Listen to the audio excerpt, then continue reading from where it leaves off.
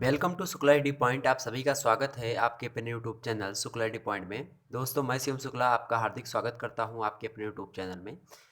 आज के वीडियो में हम बात करेंगे हिंदी साहित्य के बारे में। और हिंदी साहित्य होगी बीए फर्स्ट ईयर से रिलेटेड। बीए फर्स्ट ईयर का एक ऐसा टॉपिक जो कि बड़ा ही महत्वपूर्ण है, कबीर दास। जी हाँ, कबीर दास से लगभग कम से कम एग्जाम में 10 से 11 प्रश्न पूछे ही जाते हैं। 10 प्रश्न तो एकदम से कंफर्म है कि आपको फर्स्ट ईयर में फर्स्ट ईयर के फर्स्ट पेपर में, मतलब बीए फर्स्ट ईयर के फर्स्ट पेपर में कबीर दास से लगभग 10 प्रश्न बनते हैं। और मैं आज बताऊंगा उन 10 में से कम मैं आज 30 से 35 प्रश्नों की श्रृंखला लाऊंगा। उसके अंतर्गत मैं बताऊंगा उन्हीं में से आपको प्रश्न एग्जाम हॉल में देखने को मिलेंगे। ये मैं जो है एकदम से बोल रहा हूँ 99% आशा करके, ठीक, क्योंकि वहीं से प्रश्न लगातार जो मैं प्रश्न लूंगा वो प्रश्न एग्जाम में पूछे गए हैं प्रीवियस ईयर में। ठीक, तो आपको चिंता बिल्कुल भी नहीं करनी है। अगर इस पे आप लाइक वगैरह अच्छे तरीके से कर देते हो, वीडियो को शेयर भी करते हो, ठीक, इस पे व्यू वगैरह अच्छी खासी आ जाती है, तो मैं आपसे ये वादा करता हूँ कि मैं कबीर दास, उसके बाद में मलिक मोहम्मद जायसी, तुलसीदास, इसी प्रकार से जितने भी और अन्य कवि आपके आएंगे, सूरदास हो गए, ठीक है, उसके बाद में बिहारी हो गए, इन सभी पर मैं वीडियो बनाऊंगा और सेपरेट ये बताऊंगा कि इनसे कितने क्वेश्चन बनते हैं और किन किन एग्जाम में कौन कौन से प्रश्न पूछे गए हैं। हालांकि बीए फर्स्ट ईयर की दृष्टि से वीडियो बना रहा हूँ।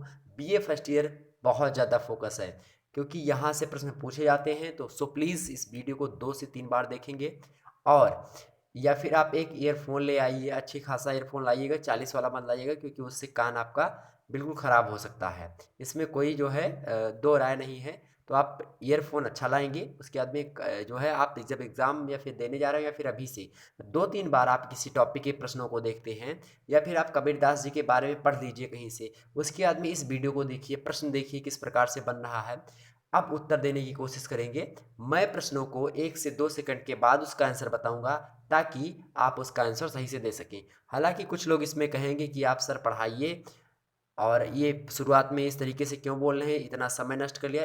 देखो भाई, अगर आप बीए फर्स्ट ईयर में हो, अभी नए नए हो, तो आपको भूमिका बताना मेरा परम कर्तव्य है। इसलिए मैं ये सारी चीज़ें बता रहा हूँ। मैं भी स्पीड पे ज़्यादा फोकस करता हूँ, स्पीड मुझे पसंद है, लेकिन वो स्पीड भी कोई काम की नहीं जो अपने मतलब अपने आप को या फिर आपको अपने लक्ष्य तक ना पहुँचाए।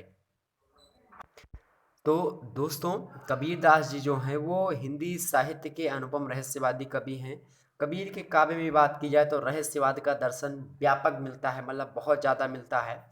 जहाँ एक और कबीर को मैं बात करूँ तो वेदांत है, वहीं दूसरी ओर जो है अद्वैतवाद के साथ भी इनका संबंध है।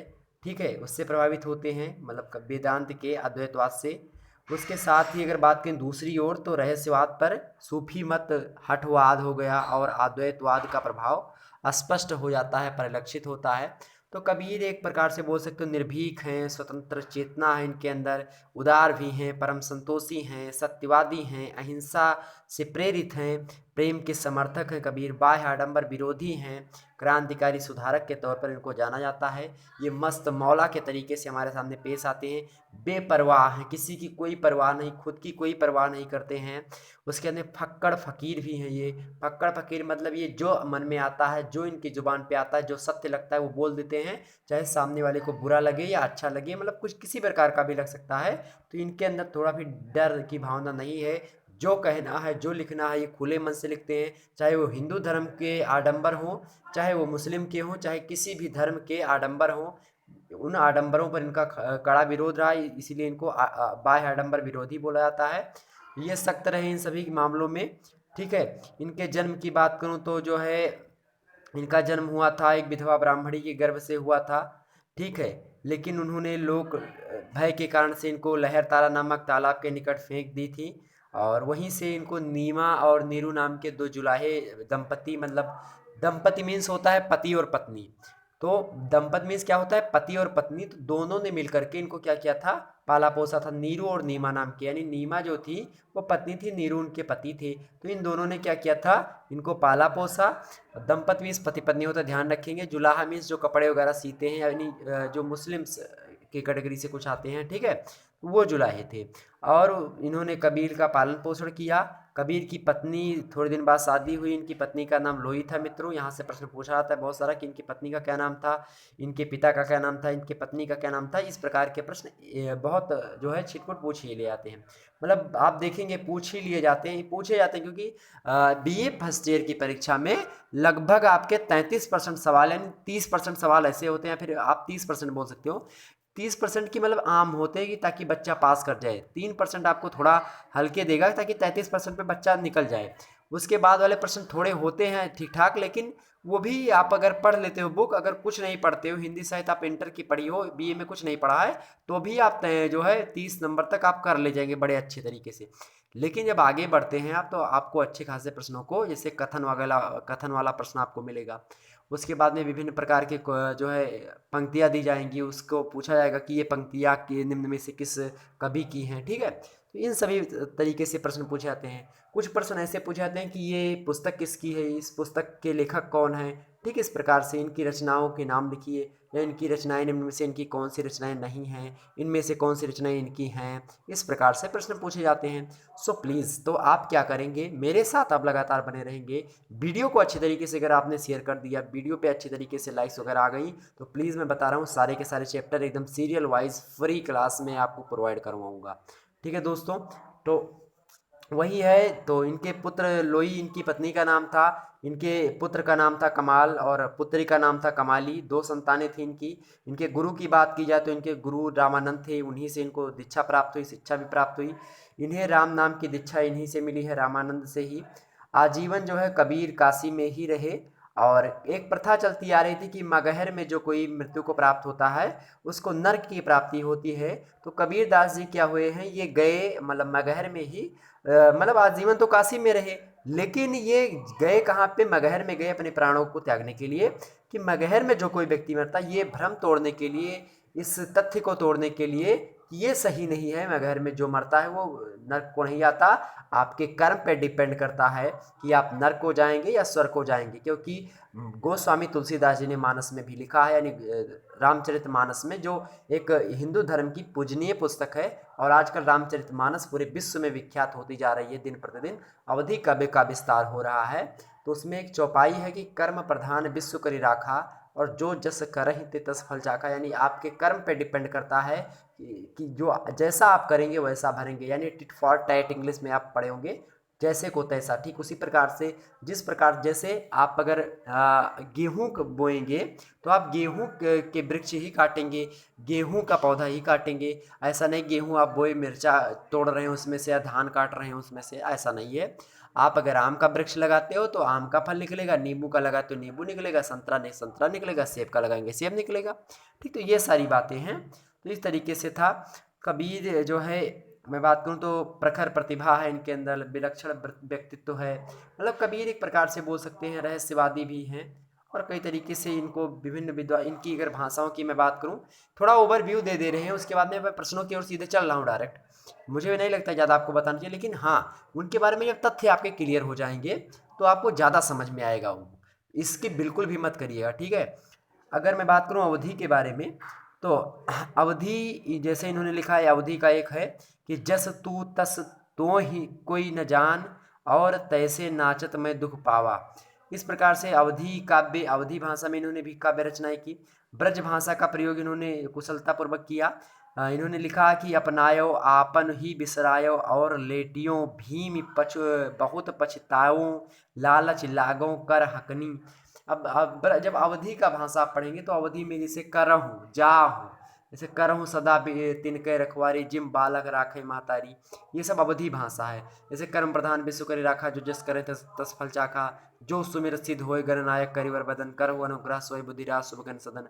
ठीक इस प्रकार से मंगल भवन मंगलहारी, द्रबहु सु दशरथ अजीर बिहारी, द्रबहु सो दशरथ अजीर बिहारी।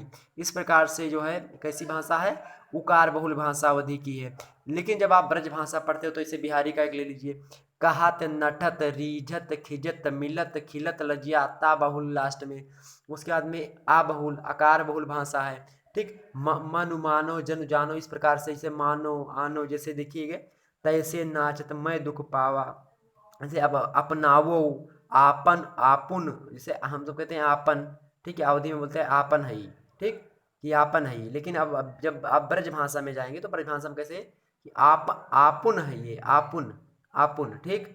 इस प्रकार से भोजपुरी में इन्होंने रचनाएं, मतलब इनकी रचना कि दांत गैल मोर पान खात, केस गैल मोर गंग नहात। इन्होंने लिखा कि दांत गैल मोर पान खात, दांत हमारा चला गया क्या करने के लिए, पान खाते हुए, पान खाने से दांत मेरा गिर गया। केस गैल मोर गंग नहात, और गंगा में नहाते नहाते मेरे जो बाल हैं वो घिसते जा रहे हैं, बाल झड़ते जा रहे हैं। खड़ी बोली इन्होंने लिखा, यह मन चंचल चोर है, मन है शुद्ध उगार। ये खड़ी बोली भाषा। पंजाबी लूण बिलग्गा पाणिया, पाणी लूण बिलाग, ठीक। राजस्थानी क्या जानो उस पीऊ को, कैसे सहेंगी रंग। इस प्रकार से हम देखते हैं कि जो कबीर की भाषा है विभिन्न भाषाओं की कैसी है, खिचड़ी है। पंचमेल खिचड़ी अवधी ब्रज भोजपुरी खड़ी बोली पंजाबी राजस्थानी इत्यादि बोलियों की क्या है, पंचमेल खिचड़ी है। इनकी भाषा को, इनके ज्ञान को सधुक्कड़ी बोला जाता है, क्योंकि साधुओं के समाज में ये पढ़े लिखे नहीं हैं। इन्होंने एक लिखा कि मस्य कागज छुयो नहीं, कलम गहो नहीं हाथ। मतलब मैंने कागज को छुआ नहीं, कलम को हाथ में पकड़ा नहीं, लेकिन फिर भी मैं ये सारी चीजें लिख रहा हूँ। क्यों? क्योंकि ये साधुओं के सत्संगत में रहते थे, और बिनु सत्संग ज्ञान न विवेक न हुई। बिना सत्संग के विवेक की वृद्धि नहीं होती। और इन्होंने सत्संग बहुत सारा अटेंड किया, तो इनको क्या हुआ, जब बहुत सारे सत्संग में गए इनको ज्ञान की प्राप्ति हुई। और ज्ञान की प्राप्ति के साथ साथ क्या हुआ, इनके ज्ञान चक्षु खुले, और ज्ञान चक्षु खुलने के तदुपरांत इनको लेखनी मिली, और लेखनी के तदुपरांत इन्होंने लिखना प्रारंभ किया। साखी सबर रमैनी, इन्होंने निम्न 3 प्रकार की चीजें लिखी हैं, ठीक है। तो साखी, सबद और रमैनी, ठीक है। रामायणी में रामायण, रमैनी को रामायण बोला जाता है। साखी मीन शब्द होता है, सॉरी साखी मीन, ठीक, शब्द, साखी शब्द रमैनी, ठीक। इस प्रकार से है। तो अभी आगे चलकर प्रश्न में हम देखेंगे कि, ठीक है, बहुत सारी चीजें हैं। और हम आगे बढ़ते तो इनकी कैसी सधुक्कड़ी, सधुक्कड़ी मीन्स होता साधुओं के संगत में रह करके इन्होंने भाषाओं का ज्ञान प्राप्त किया। पंचमेल है, बहुत सारे भाषाओं की खिचड़ी है। सधुक्कड़ी ज्ञान का प्रयोग है, बहुत सारे लोगों का ज्ञान इन्होंने मर्ज करके लिखा है, ठीक है। अब आइए हम बात करते हैं कबीर दास जी के बारे में। ऐसे तो बहुत है, रहस्यवाद इनका, ये सब तो वो सब जो है आप यूपीएससी की परीक्षा देंगे तो उसमें मेन इंपॉर्टेंट भूमिका निभाती है। लेकिन अगर पूछा जाए कि रहस्यवादिता में सबसे निपुण, तो कबीरदास जी आपके आते हैं। आइए प्रश्नों की ओर बढ़ते हैं मित्रों। चलिए, आप धुआं धुआं करना है, स्पीड लाइए अपने अंदर ऊर्जा लाइए। वीडियो को पॉज करिए, पानी पीजिए, थोड़ा जो है गुड़ आप खाइए, गुड़ खाने से ऊर्जा आती है। गुड़ खाइए, पानी पीजिए, उसके बाद में बैठिए। चलिए अब शुरू करते हैं हम।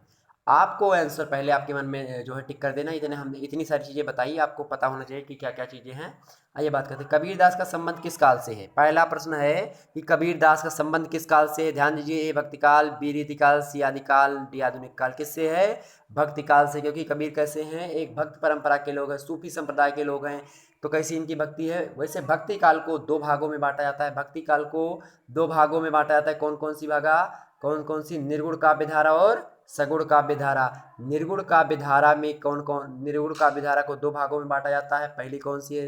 निर्गुण में प्रेमाश्रयी, और दूसरी है ज्ञानाश्रयी। तो कबीर कौन से हैं? ज्ञानाश्रयी के हैं। उसके बाद में जो आपका सगुण उपासक है, यानी सगुण ज्ञान धारा है, सगुण धारा जो है उसके अंतर्गत 2 हैं, राम भक्ति शाखा और कृष्ण भक्ति शाखा। राम भक्ति शाखा के कौन है?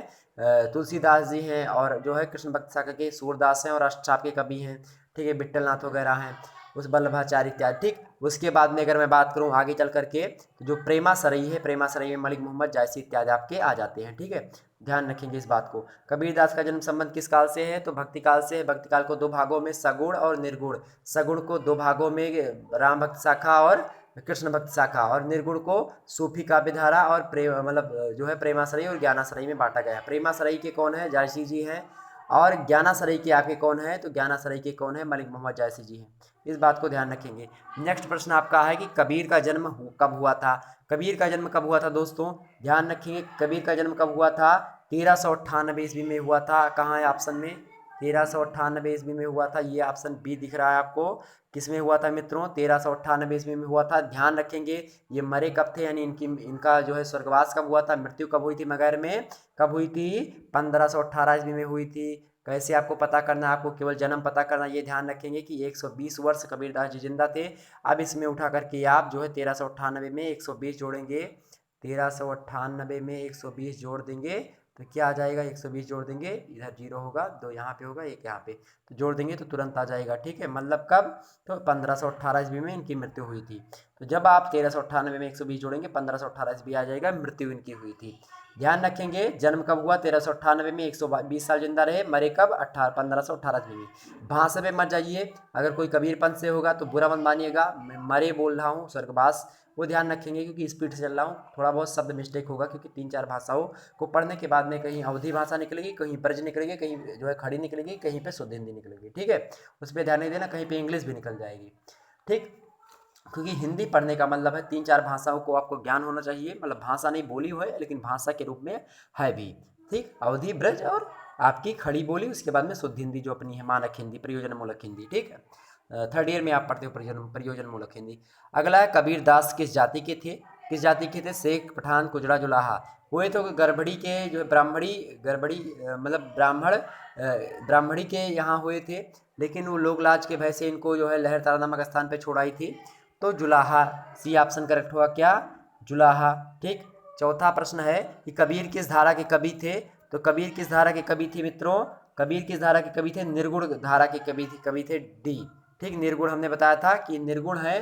ठीक, और एक सगुण होता है जिसके राम भक्ति शाखा और कृष्ण भक्ति शाखा है, तो सगुण की कितनी शाखा, निर्गुण कितनी शाखा है, निर्गुण की आपकी प्रेमासरी और ज्ञानासरी, तो ज्ञानासरी की ये है कौन, कबीरदास। प्रेमासरी की कौन है, मलिक मोहम्मद जायसी इत्यादि हैं। अगला प्रश्न आपका है कि बीजक के भाग हैं, तो बीजक के कौन कौन से भाग हैं, बीजक के 3 भाग हैं, साकी, शबद और रामायणी, उक्त सभी, ऑप्शन नंबर इसका डी करेक्ट है। नेक्स्ट प्रश्न है कबीरदास के माता पिता का क्या नाम था, ध्यान दीजिए मैंने बताया था नीरू और नीमा, बिल्कुल सही, ए ऑप्शन करेक्ट है। अगला प्रश्न है कबीर की पत्नी का क्या नाम था, तो कबीर की पत्नी का क्या नाम था, लोई बताया था हमने। ठीक है, यहाँ पे कलावती, लोना, नरमा तमाम प्रकार का दिया है, कुछ नहीं, लोई नाम था उनकी पत्नी का।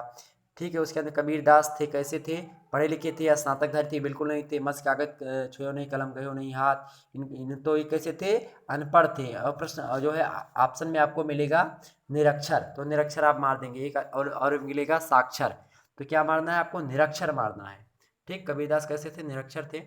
नेक्स्ट प्रश्न की ओर बढ़ते हैं मित्रों, मत्स्य कागज छुयो नहीं, कलम गयो नहीं हाथ, ये प्रश्न ही पूछा गया, ये कथन है, उक्ति किसके संदर्भ में बताई गई है, तो किसके संदर्भ में, कबीरदास जी ऐसे हैं कि इन्होंने कागज छुआ तक नहीं, कलम अपने हाथों में लिया भी नहीं, और इतने प्रकार के साकी, सबर, रामायणी यानी बीजक का संग्रह इन्होंने इकट्ठा कर लिया।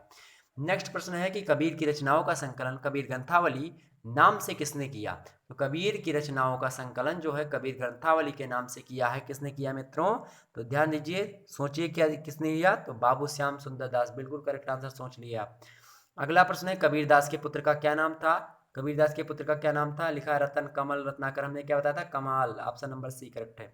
अगला प्रश्न है कबीर पंथ का निर्माण इनमें से किस सिद्धांत से हुआ, तो कबीर पंथ का निर्माण किस सिद्धांत से हुआ है मित्रों, कबीर पंथ का निर्माण, तो यहाँ पे देखिए वैष्णव का अहिंसावाद सही है, भारतीय ब्रह्मवाद ये भी बिल्कुल करेक्ट है। अगला आपको ऑप्शन में मिल सकता है कि सूफियों का भावात्मक रहस्यवाद, ये भी करेक्ट है, यानी ऊपर्युक्त सभी ये दोनों के दोनों करेक्ट है। एक और आप ध्यान देंगे कि सूफियों का भावात्मक रहस्यवाद, जो सूफी काव्यधारा के लोग थे उनका जो भावात्मक रहस्यवाद था वो भी जो है इनसे प्रेरित कबीर पंथ के निर्माण में सहायक है। ठीक है, आगे बढ़ते हैं अगले प्रश्न की ओर, ध्यान दीजिए, स्पीड से चल रहा हूँ मित्रों, कोई दिक्कत होगी तो नेक्स्ट वीडियो में आप बताएंगे कि वीडियो में क्या कमी रह गई है, किस प्रकार का वीडियो था, कमेंट जरूर करा करें। आप वीडियो को देखने के बाद में कमेंट करें, क्योंकि कमेंट के माध्यम से हमको पता चलता है कि हम नहीं आ रहे हैं, इसका मतलब ये नहीं कि आप जो है अपनी प्रतिक्रिया ना दे सकें, आप कमेंट बॉक्स में प्रतिक्रिया अपनी बिल्कुल दे सकते हैं।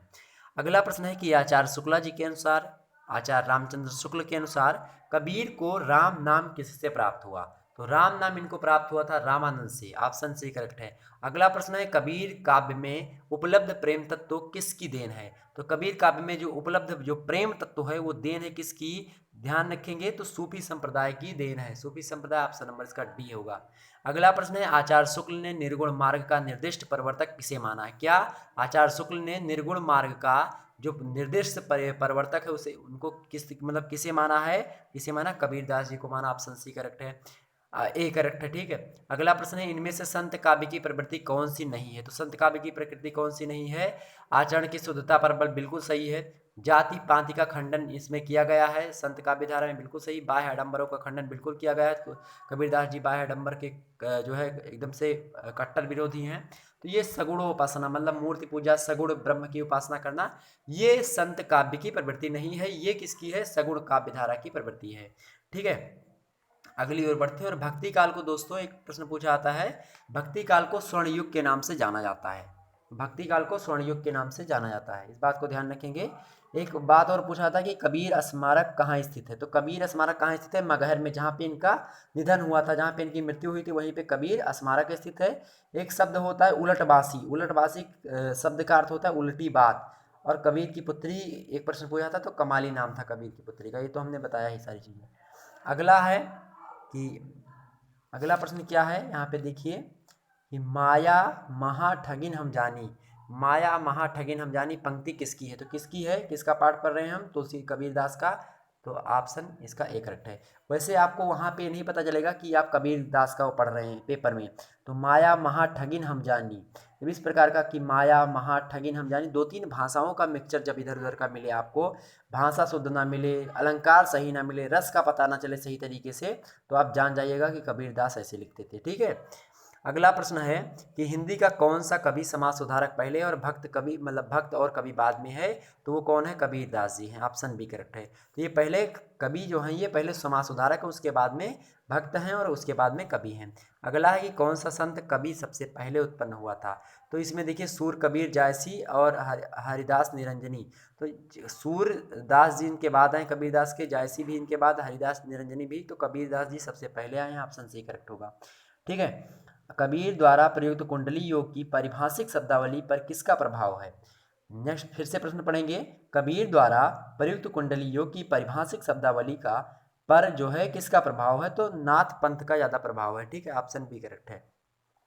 अगले प्रश्न की ओर बढ़ते हैं मित्रों। अगला प्रश्न है आपका, अगला प्रश्न है कबीर की साधना पद्धति कैसी है?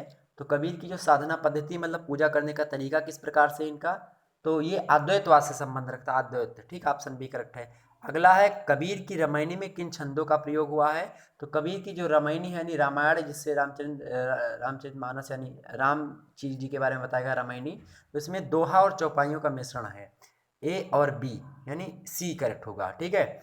अगला प्रश्न है कबीर के व्यक्तित्व की प्रमुख विशेषता है। तो कबीर के व्यक्तित्व की प्रमुख विशेषता कैसी है? एक सच्चे मानवतावादी हैं, बिल्कुल हैं। स्वभाव के फक्कड़ हैं, बिल्कुल हैं, बहुत सही। एक मौलिक व्यक्तित्व भी इनके अंदर नजर आता है मित्रों, तो इसलिए ऊपर डी करेक्ट होगा। जब किसी चीज की विशेषता पूछी जाए, जब किसी चीज की विशेषता यानी विशेषता पूछी जाए, किसी चीज के बारे में पूछा जाए, किसी चीज का उद्देश्य पूछा जाए, या फिर रचनाएं पूछी जाए, तीन चार रचनाएं देकर के, तो उनमें रचनाओं में तो दिक्कत होती है। लेकिन अगर किसी चीज की विशेषता पूछी जाए तो 100% मान के चलिए उसमें ऑप्शन नंबर डी करेक्ट होता है, जिसमें लिखा होगा उपयुक्त सभी। ध्यान रखेंगे बीए की परीक्षा में अगर विशेषता किसी चीज की पूछी जा रही है, विशेषता उसकी सारी की सारी होंगी। तीन ऑप्शन जो ए बी सी दिए होंगे वो करेक्ट होंगे, वो सही होंगे, मतलब डी करेक्ट होगा, उपयुक्त सभी यानी ऑल ऑफ द एबव, जो ऊपर दिए हैं वो सारे के सारे करेक्ट हैं। तो अगर विशेषता किसी चीज की पूछी जा रही है तो आप उपयुक्त जो है ऑप्शन मारेंगे, उपयुक्त सभी, ठीक है। इस बात को ध्यान रखेंगे, ये तुक्का लगाने का बेस्ट तरीका है, ठीक है। अगर इस प्रकार का प्रश्न आता है तो बिना पढ़े आप मार सकते हैं, आपको नंबर मिलेगा, मेरी गारंटी है, ठीक है। अगला प्रश्न है किसमें योगी गोरखनाथ के साथ कबीर की तत्व सिद्धांत विषय पर हुई बातचीत दर्ज पाई गई है? मतलब कौन सा इसमें जो है वो चीजें है, जैसे कबीर गोरख गुटका है, कबीर गोरख गोष्ठी है, कबीर परिचय है, कबीर चरित्रबोध है। तो इन चारों में से किस में योगी गोरखनाथ के साथ, गोरखनाथ जो मंदिर है यहाँ पे गोरखपुर में, तो कबीर की तत्व सिद्धांत विषय पर बातचीत दर्ज पाई गई है? तो कबीर गोरख गुटका, ऑप्शन इसका बी है, पुस्तक है ये, ग्रंथ, ठीक है। अगले प्रश्न की ओर बढ़ते हैं। किसकी भाषा पंचमेल खिचड़ी किसकी है? कबीर की है, ध्यान रखेंगे, पंचमेल में बहुत सारी भाषाओं को, ठीक है। अगला प्रश्न है कबीर सत्संग का महत्व देने वाले कैसे महात्मा थे? तो कबीर सत्संग का महत्व देने वाले कैसे महात्मा थे? ज्ञानी थे, परोपकारी थे, घुमक्कड़ थे, कैसे थे ये? तो आपको हमने अभी भी क्या बताया कि कैसे थे। तो इसमें क्या है, कबीर सत्संग का महत्व देने वाले कैसे थे? परोपकारी बिल्कुल नहीं, तो कैसे थे ये? जो है ज्ञानी तो थे ही, परोपकारी भी थे, लेकिन अगर घुमक्कड़ ज़्यादा सही लगाएंगे तो घुमक्कड़ इसका सही करेक्ट होगा। मेरे हिसाब से अगर देखा जाए बुक वगैरह में तो घुमक्कड़ लगा है, लेकिन मेरे हिसाब से परोपकारी भी थे, ज्ञानी भी थे, घुमक्कड़ भी थी, उपयुक्त सभी होगा। डी करेक्ट आंसर लगाइएगा। आप भी बुक में देखिएगा घुमक्कड़ अगर ज़्यादा हो सकता है सटीक ज़्यादा बैठ रहा हो घुमक्कड़, लेकिन इसमें ज्ञानी, मुझे ज्ञानी भी थे, ज्ञान की कमी नहीं थी इनके पास, क्योंकि बहुत सारे साधुओं से इनको ज्ञान प्राप्त हुआ था। परोपकारी भी थे, किसी चीज़ का दुख देख नहीं पाते थे किसी लोगों का।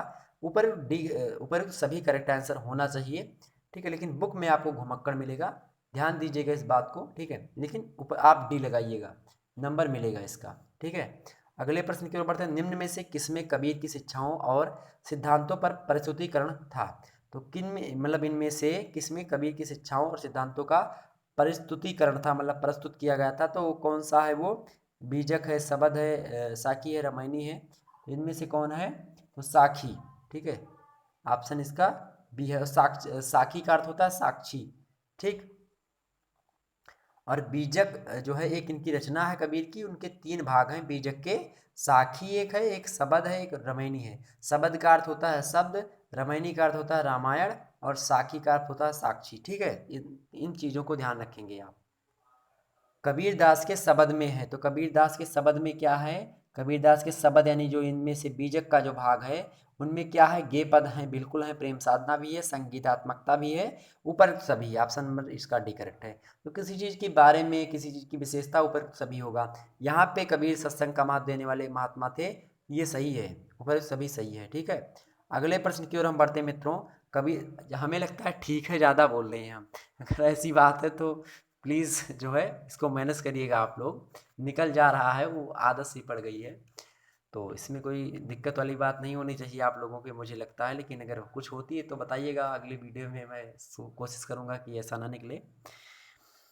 हालांकि आप लोग बड़े टैलेंटेड विद्यार्थी हैं, अभी तक सारे प्रश्न आपके होते चले आ रहे हैं, मुझे बड़ी खुशी की बात है। आपका स्कोर क्या है ये भी बताइएगा। वैसे मैं जल्दी जल्दी बता रहा हूँ, क्योंकि स्पीड भी मेंटेन रखनी है, आपको कम समय में ज़्यादा ज्ञान बताना है, ठीक।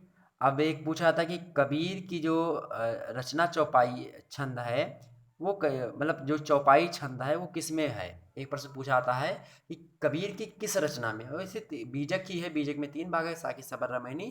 तो इन तीनों में से कौन सा ऐसा है, साखी है, शबद है या रामायणी है, जिसमें चौपाइयों में भी बात की गई? हमने भी बताया कि साखी के जो उनमें जो रामायणी है उसमें चौपाई भी है और दोहा भी है, तो रामायणी इसका करेक्ट आंसर होगा। एक प्रश्न पूछा आता है रामायणी को लेकर के कि रामायणी में कैसे विचार व्यक्त किए गए हैं?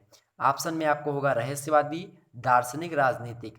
तो इसमें आपको ए बी दोनों, मतलब रहस्यवादी विचार भी है इसमें रामायणी में, और दार्शनिक विचार भी है, राजनीतिक विचार नहीं है।